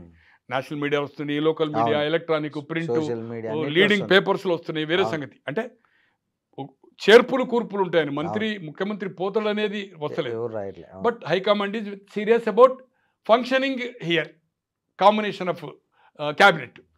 సో ఆయన ఆ ఓవర్ కాన్ఫిడెన్స్ చివరి వరకు కూడా ఉన్నట్టుగా మనకు అనిపించింది. సో అది దెబ్బతీసింది. ఇంకోటి కేసీఆర్ గారు ఏదో ఒక పబ్లిక్ మీటింగ్ వస్తే ఆ వాతావరణమే వేరుంటుంది. 1. నెంబర్ 2, కనీసం ఆయన ఒక వీడియో రికార్డు కూడా ఏదైతుందో అది చేసినా బాగుంటుంది. Campaign is good but candidate very poor, very poor. క్యాండిడేటే లేడు అసలు. అక్కడ క్యాండిడేట్ ఉన్న దాంట్లో కాంగ్రెస్లో ఆస్పిరెంట్స్ ఉన్న ఒక 5-6 పేర్లలో బెస్ట్ క్యాండిడేట్ 2 సార్లు కార్పొరేటర్ ఓడిపోయినా, ప్రజల్లో ఉండి 2 సార్లు ఎమ్మెల్యే ఓడిపోయి నిత్యం ప్రజల్లో ఉన్నాడు, అందుబాటులో ఉన్నాడు, కమ్యూనిటీ బ్యాంక్ ఉన్నది, డ్రైవ్ ఉంది. బట్ అక్కడ క్యాండిడేట్ మెరిట్ అయ్యిండు. తర్వాత నేను అనుకుంటున్నా డబ్బులు 2500, వీళ్ళు 1000 రూపాయలు ఇచ్చారు. బీజేపీ ఏమి ఇచ్చిండ్రో ఐడియా లేదు. చీరలు నేను అనుకుంటున్నా more than 2.5 lakhs. ఒక ఇంట్లో ఒకే ఓటు ఉండి 5 ఉన్నది, ఒక లేడీ ఉంటే 2 అడుగుతూ కూడా 2 చీరలు ఇచ్చారు. కుక్కర్స్ ఇచ్చారు. కొన్ని ప్రాంతాల్లో నేను చెప్పను, కొంత మాస్ పీపుల్ ఏదైతుందో ఎల్లారెడ్డి, సంజయ్ వచ్చేది కదా ఈ సనత్ నగర్ ఏరియాలో, తర్వాత ఈ బోర్బండలో ఈ కూలీ నాలి చేసుకుంటోళ్ళు, బయటికి వెళ్ళి వచ్చిన వాళ్ళు ఉన్నారు, ఇక్కడ వాళ్ళు ఉన్నారు, కొంత ఎస్టీస్. వాళ్ళకి ఏదైతుందో విచ్చలవిడిగా లిక్కర్ కూడా ఇవ్వడం జరిగింది. విచ్చలవిడిగా లిక్కర్ ఇచ్చారు. ఇది ఓపెన్ ఫ్యాక్ట్. సో ఇవన్నీ ప్రభావితం చేస్తే ఇప్పుడున్న ట్రెండ్లో, నేను టీవీ చూడలేదనుకోండి కానీ, బట్ ఈ సర్వేలు ఎవరైతే మనం గతంలో మాట్లాడామో, కృష్ణది కమౌట్ అయింది, టీవీ 9ది, గౌడ్ కాలే, వాళ్ళతో మాట్లాడినప్పుడు కానీ, ఇంకా మీడియా సీనియర్ చాలా సీనియర్ చేసి వాళ్ళ స్టింగర్స్ ఏదైతే తిరుగుతున్న బట్టి కానీ, ఈవెన్ టీఆర్ఎస్ సంబంధించిన వాళ్ళ నాయకులు పనిచేసిన వాళ్ళు కానీ, నాకుండే మిత్రులు అంటే మాతో కలిసి పనిచేసిన వాళ్ళు ఇప్పుడు టీఆర్ఎస్లో మొన్న ఎన్నికల్లో ఉన్నోళ్ళు వాళ్ళతో మాట్లాడినప్పుడు మాత్రము పోల్ దాన్ని బట్టి, వాతావరణ సరళి బట్టి కాంగ్రెస్ అక్కడ క్యాడర్ లేదు. లేనందుకు ఏదైతుందో ఇప్పుడు ఏదైతుందో బయట లీడర్లు కూడా అక్కడ వర్క్ చేస్తున్నారు. అక్కడ సిస్టమేటిక్ లేదు కనుక టీఆర్ఎస్కే ఉన్నారు. టీఆర్ఎస్ వాళ్ళు బయట నాయకులు అక్కడ లేరు, లోకలే వాళ్ళకు స్ట్రెంత్గా ఉంది, కంఫర్ట్ ఉంది. సో దీని వాతావరణంలో ఏదైతుందో డిఫరెంట్ ఒపీనియన్ చెప్తున్నాను. నేను మార్నింగ్ 7-8 నుంచి ఇప్పుడు ఇక్కడికి వచ్చినా కూడా నేను లిఫ్ట్లో కూడా ఫోన్ చేస్తూ వచ్చాను. నాకు తెలిసినంత వరకు కాంగ్రెస్ ఈజ్ ఎ మినిమం 5 నుంచి, కొందరు 10 నుంచి 15 అంటున్నారు, 5 నుంచి 10 అంటున్నారు, 15 నుంచి 20 అంటున్నారు. But it should be different ఒపీనియన్గా అప్ టు 20 వరకు మెజార్టీ పోవచ్చు అనేది వాతావరణం. మనం ప్రైవేట్ బుక్కి చూసినప్పుడు కూడా 1.5 month 20,000 రాదు అని, 12,000 రాదు అని, చివరకు 6,000 రాదని నడిచింది. అంటే వాళ్ళది ఎంత పర్ఫెక్ట్ ఈ సర్వేలు ఎట్లయితుందో. బట్ అది ఈ చెప్పిన గ్రౌండ్ ప్రకారం అయింది. కానీ ప్రజల వ్యతిరేకత సర్వేల ప్రకారము డబ్బులు తీసుకున్నా కూడా ఎట్లయితే హుజురాబాదులో ఓటింగ్ ప్యాటర్న్ వేశారో ఆయనతను మ్యాన్ టు ప్రతి మనిషితో టచ్ ఉండే, నాయకునితో కాదు. బట్ అదేమన్నా జరిగితే అది ఒక అద్భుతమే అన్నట్టు. బీజేపీ అంటే ఇది దీని పేరేంది బీఆర్ఎస్ గెలిస్తే అద్భుతమే. బట్ నాకుండే ఇండివిజువల్ ఒపీనియన్ మాత్రం మొదటి నుంచి నేను మీ మీడియాలో కానీ బయట కానీ 1.5 నా వ్యక్తిగత అభిప్రాయం కాంగ్రెస్ గెలుస్తాను. ఎందుకంటే minority plus Christian minority and plus Yadav and plus Reddy vote కూడా దాదాపు 20,000 అనుకుంది. యాదవ్ ఓట్లు కూడా 25, 26, 30 అనుకుంది. తో ఒక అదర్స్లో బీసీ అనేది ఒక నడుస్తుంది. ఇది అయినప్పుడు ఏదో అతను బీసీ, ఈ అడ్వాంటేజెస్ ఉంటాయి. తర్వాత కొన్ని అభివృద్ధి కార్యక్రమాలు షెడ్యూల్ ఇచ్చేయకముందు, నోటిఫికేషన్ కాదు, షెడ్యూల్ ఇచ్చేయకముందే కొన్ని ల్యాండింగ్ అయినాయి. డ్రైన్లు, కొన్ని రోడ్లు జరుగుతున్నాయి. ఆల్రెడీ కొన్ని చిన్న చిన్నవి కంప్లీట్ అయినాయి, కొన్ని ఆన్ గోయింగ్ వర్క్ కంటిన్యూ అవుతుంది. శాంక్షన్ వర్క్ నడుస్తుంది. దాని ప్రభావం కూడా ఉంటుంది. ఇంకోటి, స్థానిక సంస్థల ఎన్నికలు ఎలాగైతే పవర్ పార్టీకి అడ్వాంటేజ్గా రిజల్ట్స్ వస్తాయో, గతంలో జగన్మోహన్ రెడ్డి గారు కానీ ఈవెన్ మంగళగిరి అండ్ కుప్పంలో కూడా వచ్చి మొత్తం గెలిచి కూడా ఏమైందో మనం చూసాం.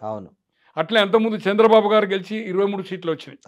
అట్లే ఇక్కడ మన ఒక్క జిల్లా పరిషత్ రాకుండా బీఆర్ఎస్ గెలిచి కాంగ్రెస్కు రాక కరీంనగర్ అటువంటి మున్సిపాలిటీలో 50 స్థానాలకు ఒకే స్థానం వచ్చి, హైదరాబాద్లో 150లో ఒకే స్థానం గెలిచింది కదా.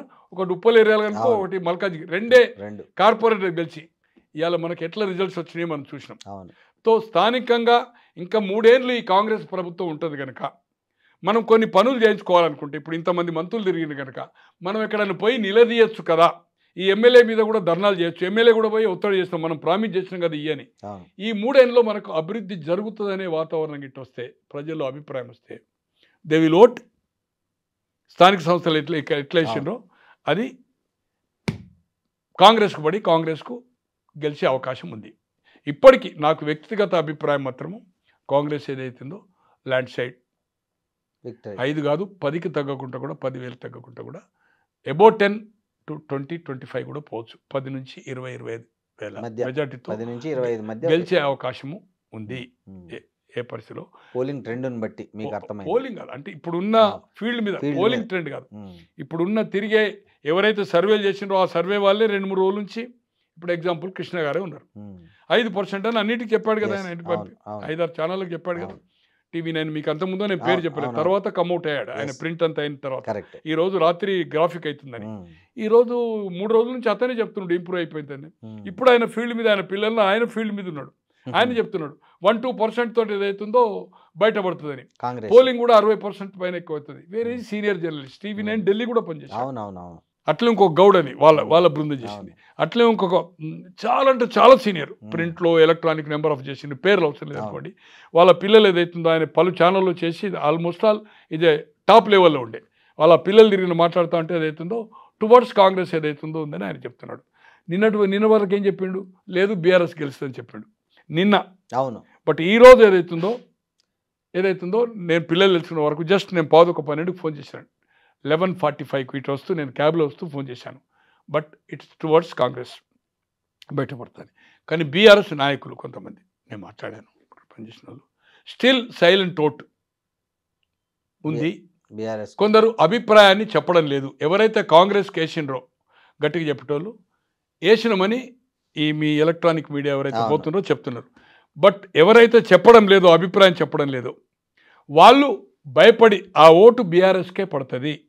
అందుకోసం వాళ్ళు చెప్పేది ఉంటే లోకల్గా కాంగ్రెస్ గెలిస్తే మాకు ఇబ్బంది అవుతుంది, గెలవకుండా ఇబ్బంది అవుతుందనే వాతావరణంలో ఇప్పుడు ఉన్నారు. అంటే కొంత బెదిరింపులు జరిగినాయి అనేది ఆ న్యూస్ కూడా నాకు చెప్పడం జరిగింది. బట్ ఏది ఏమైనా స్టిల్ గతంలో 4th ఏది చెప్పిందో నాకు కాంగ్రెస్ గెలుస్తుందనే నా వ్యక్తిగత అభిప్రాయము.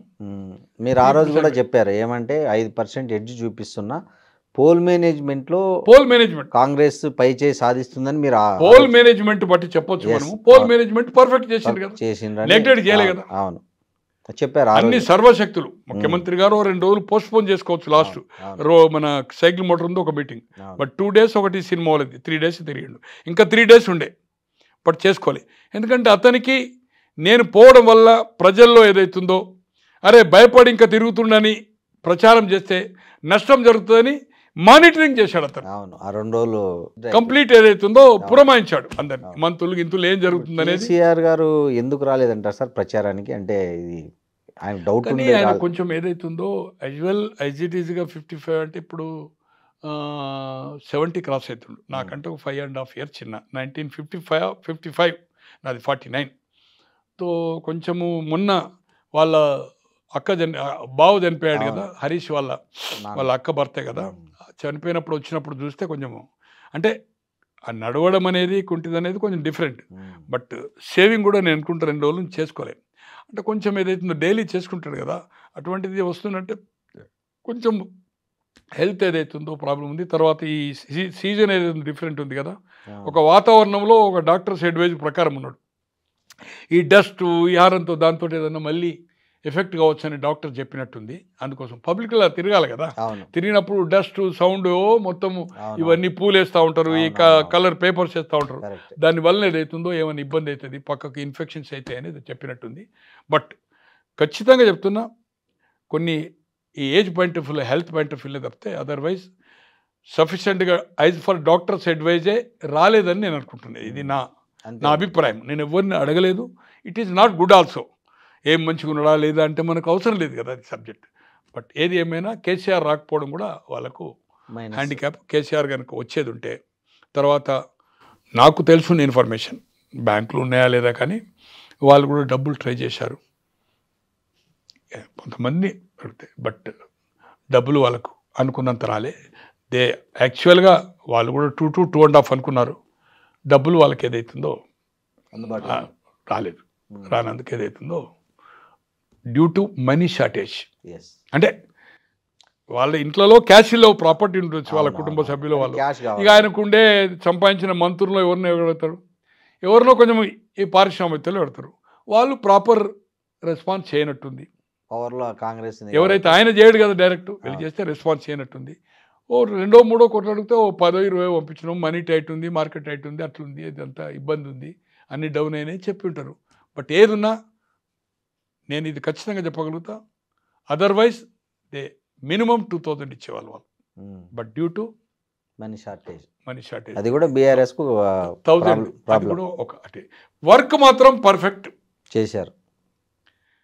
ప్రతి ఇంటికి టచ్ అయ్యిండ్రు, క్లారిటీ చేసిండ్రు, పథకాలు ఇస్తలేరని ఎక్స్ప్లెయిన్ చేసిండ్రు. ఏదైతే ఈ అర్బన్ ఓటుకు తడుతుందో రైతు విషయం మాట్లాడకుండా తులం బంగారం కానీ 2500 కానీ స్కూటీ కానీ నిరుద్యోగ వృత్తి కానీ పెన్షన్స్ 2000 పెంచడం కానీ ఈ ఇష్యూస్నే రేజ్ చేసిండ్రు. కడమై పట్టించుకోలేదు. ఏది రైతు కూలీ కానీ మన సపోర్ట్ ప్రైస్ కానీ తర్వాత కౌలు రైతు కానీ ఇటువంటి మాట్లాడలేదు. ఎందుకంటే ఇక్కడ లేదు కదా ఓటింగ్ ప్యాటర్న్. పర్ఫెక్ట్ క్యాంపెయిన్ చేసిండ్రు. కాంగ్రెస్ కంటే బ్రహ్మాండమైన క్యాంపెయిన్ చేసిండ్రు, దాంట్లో అనుమానం లేదు. క్యాడర్ ఉంది, క్యాంపెయిన్ చేసిండ్రు, కష్టపడ్డారు. బట్ కాంగ్రెస్ ఈ లాస్ట్ 3-4 రోజులే పోల్ మేనేజ్మెంట్, మనీ, చీరలు, మందు, కుక్కర్స్ ఇవన్నీ ఇచ్చేది అవుతుందో, తర్వాత అధికారం. ఈరోజు కూడా పోలింగ్ అవుతుంటే కూడా డబ్బులు పంచుతున్నారు. సేమ్ మునుగోడు ఏ పరిస్థితి అయిందో ఆ పరిస్థితి అయింది. ఎవరు అదే కేటీఆర్ గారు అది వాళ్ళు చేసిందే కదా. నీవు చెప్పిన ఇది నీవు నేర్పిన విద్య నీరజాక్ష అన్నట్టు ఏదైతుందో సేమ్ ఆ మునుగోడు సాగర్ కానీ హుజూర్ నగర్ కానీ ఆ విధంగా చేయలే. బట్ మునుగోడు ఎప్పుడైతే చేసిండ్రో అదే పద్ధతిలో ఇప్పుడు సేమ్ కాంగ్రెస్ వాళ్ళు నేర్పించిన పద్ధతిలో చేసింది. దీంట్లో ఏమన్నా సార్ ఇంకోటి మనం ఇందాక టచ్ చేశారు మీరు, ఈ ప్రధాన మీడియాతో పాటు నేషనల్ మీడియా ముఖ్యంగా సోషల్ మీడియా కూడా ఈ జూబ్లీహిల్స్ ఎన్నికల తర్వాత కాంగ్రెస్ పార్టీ మంత్రివర్గంలో భారీగా మార్పులు చేర్పులు ఉంటాయని అంటున్నారు. సో మీరు ఏమనుకుంటున్నారు? మీరు మీ దృష్టికి కూడా వచ్చి ఉంటారు సార్. ఇది అంతకుముందు కూడా దాదాపు ఒక 8-10 నెలలకెళ్ళి 3-4 సార్లు ముహూర్తాలు పెట్టి మంత్రివర్గం అవుతుంది అన్నప్పుడు మీ దాంట్లో అయితే రాలే అనుకోండి, నెంబర్ ఆఫ్ ఒక 3-4 టీవీలో ఎప్పటి వరకైతే స్థానిక సంస్థల ఎన్నికలు జరగదో అప్పటి వరకు పూర్తి మంత్రివర్గ ఫిల్ చేయరు. 17 అంటే 18 ముఖ్యమంత్రి వర్గం క్యాబినెట్ పూర్తి జరిగే అవకాశం లేదని చెప్పాను.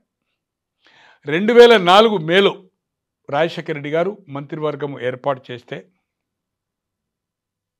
2014 కంటే ముందు 14 అప్పుడు ఎప్పుడు చేసినది పక్కకు పెట్టండి. ఆయన ఎక్స్పాన్షన్ ఏదైతుందో 2007లో ఏప్రిల్లో చేసిండు. అంటే కరెక్ట్ 2 సంవత్సరాల 11 నెలలకే చేశాడు.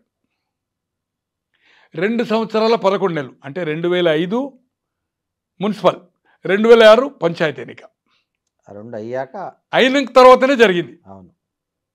అలాగే స్థానిక సంస్థల ఎన్నికల కోసం ఈ చిన్న అప్పుడు పూర్తి మంత్రివర్గం 36, ఇప్పుడు ఈ మంత్రివర్గంలో సమతూకము జరగది, దీనివల్ల నష్టం జరుగుతుంది కనుక స్థానిక సంస్థల ఎన్నికల జరగదు అని చెప్పాము. అనుకోని పరిస్థితిలో Vivek election bond white money 74 కోట్ల రూపాయలు ఏసీసీకి ఇచ్చాడు. 74 crores వైట్ అండ్ క్యాష్. అది అమేతిగా, అది రాయబరీలో ఆయన ఫ్యాక్టరీ ఉంది, సిమెంట్ రేకుల యూనిట్ ఉంది, ఆజ్బెస్టాస్, ఇంకా ఇతరత్ర కావచ్చు. ఇంకొక దాదాపు 25-30 క్యాష్. 74 అఫీషియల్ ఇవాళ కొడితే మీకు వస్తుంది తో. అప్పుడు ఆయన చేరినప్పుడు రమ్మన్నప్పుడు నాకు మంత్రివర్గం అని ఇచ్చింది కనుక అతన్ని చేర్చుకున్నారు. అతన్ని చేర్చుకున్నప్పుడు అతను మాల, బట్టి మాల అండ్ స్పీకర్ మాల అండ్ ఒక దామోదర్ గారు ఏదైతుందో మాదిగా కనుక మాదిగా అనుకోండి. వాళ్ళ పర్సంటేజ్ ఎంత ఉంది, పూర్తి మాదిగనే కాదా అది వేరే సంగతి. మాదిగనే, మాది కింద వాళ్ళ తెగ 1% 2% ఉంటుంది. మాదిగలు దాదాపు 8.5-9 ఉంటారు కదా. దాంట్లో డెక్కలి బిక్కలి బైండ్లా అని ఇప్పుడు శ్రీహరి వాళ్ళది 0.% ఉంటుంది. అట్లే రాజనరసింహ గారిది కూడా 1% ఏదో అంటుంది. అది ఏందనేది నాకు ఐడియా లేదు. బట్ ఈజ్ మాదిగ తెగ 1. అయితే 3 మాల ఒక మాదిగ అవుతుంది కనుక ఆటోమేటిక్గా లక్ష్మణ్ కుమార్ అనేది అక్కడ 2 మంత్రులు ఉన్నా కూడా ఉమ్మడి జిల్లాలో, పొన్నం ప్రభాకర్ గారు, శ్రీధర్ బాబు ఉన్నా కూడా లక్ష్మణ్ కుమార్ ఇంక్లూడ్ అయిందంటే బికాస్ ఆఫ్ మాదిగా కనుక తను ఇంక్లూడ్ అయింది. కాంబినేషన్ కలిసలు కనుక అంటే 2 మాదిగా 2 మాల అయినాయి మంత్రివర్గం. లేకపోతే సమతూకం జరగది. అది మాదిగా అనేది ఇష్యూ కేటగిరికేషన్ అయింది కనుక ఆ 16%లో 10% పైన అయింది కదా వాళ్ళది, 5% కదా మాలది. కనుక ఏదైతుందో ఇది ఇబ్బంది అవుతుంది పార్టీకి, అది బీజేపీ సైడ్కి అవుతుంది, మూమెంటం వస్తుందని చేసిండ్రు. ఇది జరిగింది. బీసీకి ఒకటి ఇవ్వాలి కనుక ఎన్నికైంది. బీసీలు 7 మొత్తం హౌస్లో, ఆల్ 7. ఇప్పుడు 2 + 1 3 ఉన్నారు అనుకోండి. ఏది ఏమైనా పత్రికల్లో వచ్చిన కథనాలు సౌత్ ఫస్ట్ అనేది అవుతుందో వాసు అని అన్ని ఇండియన్ ఎక్స్ప్రెస్ ఎడిషన్స్కు ఎడిటర్ ఉండే, రిటైర్మెంట్ అయింది అనుకోండి. అతను ఒక వెబ్ పేపర్, ఇంకోటి ఛానల్ కూడా సౌత్ ఫస్ట్ నుంచి యూట్యూబ్ ఛానల్ కూడా పెట్టబోతుండు. Is a very sincere, bias ఉండడు. అతను గతంలో ఖర్గే గారి దగ్గర జరిగిన స్టోరీ కూడా ఎవరు కానీ, మంత్రి కానీ, దామోదర్ నరసింహ కానీ, ఎన్ఎం గారు కానీ, అనిరుద్ధ్ కానీ కండెమ్ చేయలే. ఏఐసిసి కూడా కండెమ్ చేయలేదు. అక్కడ జరిగిన సంభాషణ రాసి. అంతకుముందు ఫోన్ స్కూప్ కూడా ఏదైతుందో మినిట్ టు మినిట్ ప్రతి విషయం తెలుస్తుందని రాసినప్పుడు కూడా దాన్ని కూడా ఎవరు కండెమ్ చేయలేదు. ఏఐసిసి వాళ్ళు కూడా మాట్లాడినా ఆయన స్ట్రేట్ అవే జవాబు ఇచ్చాడు. Yes you can file the suit. నేను ఫోన్ ట్యాపింగ్ అని లేదు, స్కూప్, ప్రతి విషయం తెలుస్తుందనేది, యూ కెన్ గో. ఈ 3 స్టోరీలు కూడా ఏదైతుందో అతను వెరీ పర్ఫెక్ట్ మ్యాన్, నాకు కూడా మిత్రుడే. అతను గ్యాసిప్ స్టోరీ రాసే అవసరం ఉండదు. ఏఐసిసి వాళ్ళ పరిచయాలతోటి అక్కడ ఉండే కథనాల ప్రకారమే జరిగింది. మంత్రివర్గంలో మార్పులు చేర్పులు జరిగిన అది మళ్ళీ స్థానిక సంస్థల ఎన్నికల తర్వాతనే. ఈ ఎన్నిక తర్వాత అని లీడింగ్ తెలుగు పేపర్ కూడా రాసింది ఆఫ్టర్ ఎలక్షన్ అని. ఆయనే సౌత్ ఫస్ట్లో చేసిండా లేదా కానీ చాలా కథనాలు వస్తున్నాయి. బట్ దీన్ని ముట్టుకోరు. ఇప్పుడు స్థానిక సంస్థల ఎన్నికలు డిసెంబర్లో ఉంది బెంచ్ మీద హైకోర్టులో. దాని తర్వాత మార్చ్ ఏప్రిల్ లోపల సర్పంచ్ కానీ, ఎంపీపీలు, జడ్పీటీలు, మున్సిపాలిటీలు అన్నీ అవుతాయి. ఎందుకనంటే ఎప్పటి వరకైతే ఎన్నికలు జరిగాయో గ్రామ స్థాయిలో సెంట్రల్ ఫండ్స్ డైరెక్ట్ గ్రామ పంచాయతీలకు వస్తాయి కదా, రావు కదా. తో రిజర్వేషన్ 42 అనేది క్వశ్చనే లేదు. బట్ పార్టీ పరంగా ఇస్తారు. పార్టీ పరంగా 42 ఇచ్చుకుంటూ ఆ ఉన్న 22-23% బీసీలకు ఇచ్చుకుంటూ పాత పద్ధతిలో జరుపుకుంటూ కాంగ్రెస్ పార్టీ మాత్రము బీసీలకు 42 ఫిక్స్ చేస్తుంది. అది బీజేపీ, బీఆర్ఎస్ ఇవ్వాలని లేదు. ఎక్కడైతే ఇక్కడ ఫార్వర్డ్ది బీసీకి ఇస్తారో వాళ్ళు అక్కడ ఫార్వర్డ్ ఇవ్వచ్చు కదా. అది నష్టం జరుగుతుందా లాభం జరుగుతుందా అది తర్వాత సంగతి, ఇప్పుడు చాలా ముందుంది. బట్ ఎనీవే స్థానిక సంస్థల ఎన్నికల వరకు కదలిక జరగది. బట్ కొంత మంత్రివర్గ సమన్వయం లేకపోవడము, అధికారులను తరచూ మార్చడము, అధికారులు విపరీతమైన అవినీతి చేస్తుండనేది, బయాసుడు పోతుండనేది నేను ఎగ్జాంపుల్ చెప్తాను. ఒక జిల్లా కలెక్టర్, విడిపోయిన జిల్లాకు 3 అసెంబ్లీ సెగ్మెంట్లు ఉంటాయి ఆ జిల్లాలో. డైరెక్ట్ ఐఏఎస్ కలెక్టర్ కూతురో 2 ఏళ్ళలో 3 ఏళ్ళలో బర్త్డే. 18 మండలాలు ఉంటాయి. 18 మండల్స్ అంటే 18 ఎంఆర్ఓస్. అవును. ఇన్స్ట్రక్షన్ ప్రతి ఒక్కరు తులం బంగారం దేవాలి, 10 గ్రామ్స్. IAS young. అక్కడ ఇంకో పని చేసే ఇంకొక ఐఏఎస్ అధికారి కలెక్టర్ కాక ఇంకా ఇన్ఛార్జ్ ఉన్నారు కదా, 5,000, 3,000, 10,000. అక్కడ ఒక సూపరింటెండెంట్ రిటైర్ అయిపోతున్నాడు, ఈ పంచాయతీరాజ్ సిఓ ఏదో అంటారట. సేమ్ జిల్లాలో. కోడి, కంట్రీ చికెన్, పుంజులు, నిజమా సార్? కోళ్ళు, చిన్న మేకపిల్ల, ఏది 5 మన గొర్రె, ఏది 6 కిలోలు 7 కిలోలు మటన్ వచ్చేది గొర్రె. ఒక జిల్లాలో ఇది 100కి 100 కాదు. ఏ బీజేపీ వాడు అడిగినా, ఏ కాంగ్రెస్ నాయకుడు అడిగినా, ఏ మాజీ మంత్రులు, ప్రెసిడెంట్ ఉన్న ఎమ్మెల్యేలు ఎవరు అడిగినా 1000 మంది చెప్తారు. ఆ ప్లేస్ నేను చెప్పను.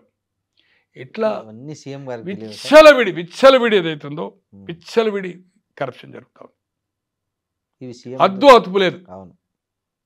అదుపు లేదు. Misuse of power. ఈ ఉన్న లోటు అంటే ఆర్థిక ఇబ్బందుల్లో కూడా హెలికాప్టర్లకు, ఫంక్షన్లకు, చిన్న ఫంక్షన్లకు ఏదైతుందో, గతంలో నేను చెప్పినట్టుగా ఏదైతుందో, ఒక కొబ్బరికాయ కొడితే 2% బిల్లు చేస్తే 10% అనేది ఈరోజు చెప్తే అంటే more than 1,000 crores ప్రాపర్టీ ఉంది. నాకు తెలిసిన వాళ్ళు గత 45-50 ఏళ్ళకి వెళ్ళి నాకు ఏదైతుందో 72, 28, 53 ఇయర్స్ నుంచి. ఏం దౌర్భాగ్యం. 2% తీసుకోవాల్సిన అవసరం. చాలామంది అంటే నేను నాకెందుకంటే అందరూ మిత్రులే, నాకెవరు శత్రువులు లేరు, మిత్రులు లేరు. అయినా ఇవి మీడియాకి చెప్పడం వల్ల నాకు వచ్చేది ఏముంది? హారిబుల్ కరప్షన్, అదుపు లేకుండా. సార్, రిజిస్ట్రార్ దగ్గర పర్సంటేజ్ తీసుకునే ఎమ్మెల్యేలు ఉన్నారు. రిజిస్ట్రార్ వాళ్ళని టచ్ చేస్తారంటే వాళ్ళు ఏదో పర్సంటేజ్ తీసుకుంటారు. ఓ వెహికల్ ఇన్స్పెక్టర్ వేయిస్తానో, ఓ పోస్టింగ్ వేయిస్తానో, ఓ రెవెన్యూ వేయిస్తానో, చాలా మితిమీరిపోయింది, కంట్రోల్ పోయింది పరిస్థితి. ఎక్కడ పడితే అక్కడ విచ్చలవిడి కరప్షన్తో ఇది సెటరేట్ చేయడానికి ఏదైతుందో హైకమాండ్ దృష్టికి పోతున్నాయి. మంత్రులు ఏం మాట్లాడుతున్నారో మనం చూస్తున్నాం. మంత్రుల కుటుంబ సభ్యులు ఫైల్స్ ఏదైతుందో ఎక్కడికి ఫైల్ పోతుంది, ఆ ఫైల్ చేయలేదని అంటుందంటే కుటుంబ సభ్యులు వాళ్ళకుండే పక్కకుండే వాళ్ళు ఫైళ్ళ గురించి మనం బహిరంగ చర్చ ఈరోజు కోట్లాది మంది మీడియాలో వచ్చి చూసిండ్రంటే ఎక్కడికి పోతుంది ఈ పరిస్థితి? ఎక్కడికి పోతుంది? It is unfortunate. ఏది ఏమైనా మార్పు అనేది జరగకపోతే దీనికి మంత్రివర్గం అనేది అవకాశం లేదు. స్థానిక సంస్థలు ఎన్ని వరకు దాదాపు మార్చ్ బడ్జెట్ తర్వాతనే జరుగుతుంది. బట్ చేర్పులు మార్పులు జరిగి కొంతమంది తీసేసి కొత్త వాళ్ళ వచ్చే అవకాశం కూడా ఉంది. పత్రికల కథనాలు కూడా దాంట్లో జరిగే అవకాశాలని పేర్ల గురించి తీసేసి కొత్త వాళ్ళని పెట్టుకునే అవకాశం. ఇవాళ గుజరాత్లో ఎలాగైతే జరిగిందో, గతంలో ఇందిరాగాంధీ హయాం కామరాజ్ గారి కాంబినేషన్లో ఎలాగైతే జరిగిందో పలు రాష్ట్రాల్లో జరిగినాయి.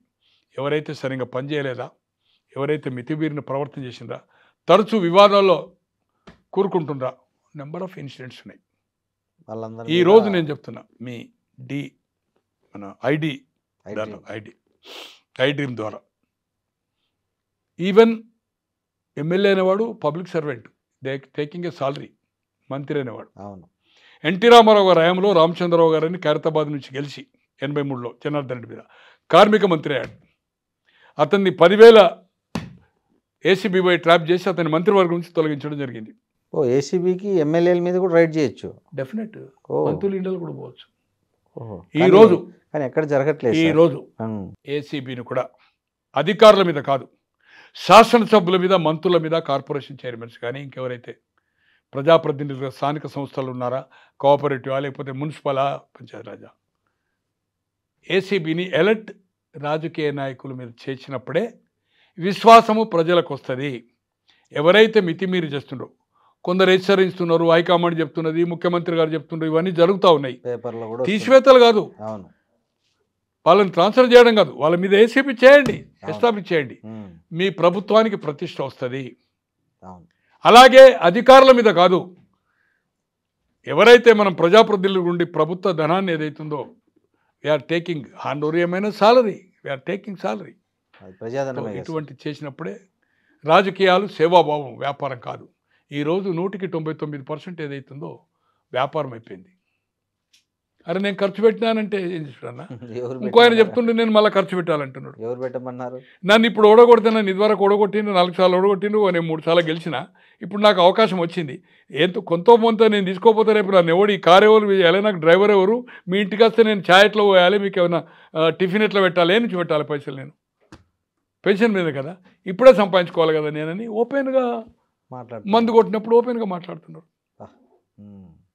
కొందరు ఎలర్ట్గా ఉందామన్నా కూడా వాళ్ళ కుటుంబ సభ్యులు, వాళ్ళకుండే సపోర్టర్సు మూడ్లో ఉన్నప్పుడు, మంచి మూడ్లో ఉన్నప్పుడు తాతాతుందని అన్న ఉన్నప్పుడు తీసుకోవాలి, నువ్వు గరీబోనికి ఫ్రీ చేయి, ఉన్న దగ్గర తీసుకో. కానీ మార్కెట్లో మాత్రం ప్రతి ఫీల్డ్లో అసలు భయంకరమైన, నేను చెప్తున్నా ఇంతకుముందు చెప్పాను కదా, 72 నుంచి నేను ఇక్కడ వచ్చి హైదరాబాద్లో ఉండి నేను కేవీ కిషన్ రావు గారు గారిని బై ఎలక్షన్లో అయ్యాడు ఎమ్మెల్యే 73లో 74. అప్పటి నుంచి నేను అసెంబ్లీ సెక్రటరీ పోవడం, మంత్రుల దగ్గర పోవడం. అప్పుడున్న చొక్కారావు గారు ట్రాన్స్పోర్ట్, చొక్కారావు గారి కో బ్రదర్ కేవీ కిషన్ రావు గారని లక్ష్మీపేటకి వెళ్ళి జేవి నరసింహారావు డిప్యూటీ సీఎం చనిపోతే ఉప ఎన్నికల్లో అయ్యాడు. అప్పుడు ఎత్తిరాజారావు గారు ఉప ఎన్నిక అయ్యాడు. అక్కడ ప్రభావతి అని అక్కడ బసిరెడ్డి గారు రత్న సభాపతి రాజీనామా చేశాడు ఆంధ్ర మూమెంట్లో. వితిన్ 1 ఇయర్నే సొంత పార్టీ మీద గెలిచాడు, చుక్క గుర్తు మీద. రాజంపేటలో గెలిస్తే ఆయనకు టికెట్ ఇవ్వకుండా బసిరెడ్డి వ్యతిరేకం చేసి వెంగళరావు గారు చీఫ్ మినిస్టర్ అయినాక ప్రభావతమ్మ అని గెలిచింది. రత్న సభాపతి గారిని ఇక్కడ అగ్రికల్చర్ డెవలప్మెంట్ బ్యాంక్ చైర్మన్ అని ఇక్కడ ఇది ఎల్ఎంబి అంటారు, ఇక్కడ వైఎంసీ దగ్గర ఉంటుంది. నేను దాంట్లో కూడా కొంతకాలం జాబ్ చేశాను, దానికి చైర్మన్ అయ్యారు. సో అప్పటి నుంచి నేను మంత్రులు, ముఖ్యమంత్రులు, యూత్ కాంగ్రెస్, కేంద్రం పోవడం అనేది చూస్తున్నాను. ఎవ్రీథింగ్ అయినో. 78 నుంచి ఎమ్మెల్యే క్వార్టర్స్లో ఉండి రాజ్యసభ ఎవరు అమ్ముడు వేయండు, కౌన్సిల్ ఎవడు అమ్ముడు వేయండు, ఎవడు మందు, ఎవడు విందు వినోదాలు చేస్తుండే, ఇవన్నీ A to Z చరిత్ర పుస్తకం ఉంది నా దగ్గర, పుస్తకం ఉంది. రాస్తారా సార్ ఏమి రాస్తాము అవి, అటువంటి ఏమి రాస్తాము అని దరిద్రం. అవన్నీ అలా సెంట్రల్ ఇంటెలిజెన్సీ, స్టేట్ ఇంటెలిజెన్సీ దగ్గర రికార్డు ఉంది.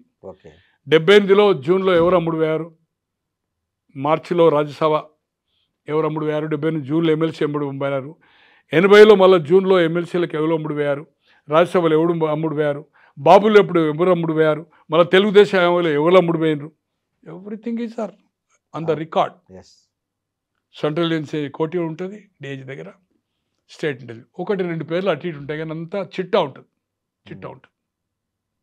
ఆ చిట్టా డిస్కస్ చేసిన దాంట్లో ఆ చిట్టాకు దొరకని వాళ్ళని కూడా నేను 82లో ఒక పెద్ద నాయకునికి 80లో ఓడిపోతే 82లో బాబురెడ్డి గారికి ఇంటెలిజెన్స్కి అంతు చిక్కని ఒక ఓటు వేయించాను. అతను చనిపోయాడు అనుకోండి, నా మిత్రుడు. ఆ పేరును ఎక్కడ రికగ్నైజ్ చేయలేకపోయాడు. ఎవరైతే అమ్ముడు పోలేదో నా మిత్రుడే, డి నరసింహన్ నా క్లాస్మేటు, ఆశీర్వాద్ ఎమ్మెల్యే, ఆయన అమ్ముడు వేయండి అంటాడు. అమర్ సింగ్ ఇవాళ బతుకున్నాడు, బోత్కెళ్ళి ఎలక్ట్ అయ్యాడు, ఆయన అమ్ముడు వేయండి అంటాడు. ఎమ్మెల్యే రెడ్డి గారు చనిపోయాడు, సెంట్రల్ నుంచి డిఐజీ. వాళ్ళ పావుమరిది వచ్చే దినేష్ రెడ్డి గారు డీజీపీ ఉండే కదా, సెంట్రల్ ఇంటెలిజెన్స్ ఉంటే public service commission. Sir Himayat నగర్లో 2 పేర్లు చెప్తాడు. సార్ ఈ పేర్లు ఎవరు అమ్ముడు వేయని అంటాడు. మీ దగ్గర ఏముంది చూపు సార్ అంట. మేము క్లోజ్ ఉంటుంది కదా, 3 గంటలు 4 గంటలు. చాలామంది వాళ్ళ అధికారులు కూడా పేర్లు ఎందుకని అక్కడ కన్స్ట్రక్షన్ అయితే అంటే కోటిలు, ఇప్పుడు సిబిఐ ఆఫీస్ ఉంది కదా, ఈ మన సెక్రటరియట్ ముంగట దాంట్లో టవర్లో ఉంటుండే. 10 గంటలకు పోతే 1 o'clock లంచ్ కూడా ఆయనతో చేస్తుండే, ఆయనకు వచ్చిన లంచే చేస్తుండే. అంటే అంత అన్నీ ఎవరన్నా వస్తే లేదు, మళ్ళీ తర్వాత మధ్యాహ్నం రమ్మని చెప్తుండే ఫోన్లు వస్తాయి. అంత ఇన్ఫర్మేషన్ లాగేవాళ్ళు. గోనె ప్రకాశరావు అమ్ముడు వేయండు, నేను అమ్ముడు పోయి అమ్ముడు పోయిన దాంట్లో నాది ఉన్నది. ఎందుకంటే నేను వెల్మ కదా, డీనర్సే పాపం దళితుడు, ఇంకా అమర్ సింగ్ ట్రైబల్. నేను సార్ 100% వాళ్ళిద్దరు అమ్ముడు పోలేదు. నేను 75,000 ఆఫర్ ఇచ్చిన సార్ అని చెప్పిన రాయపాటి కోసం.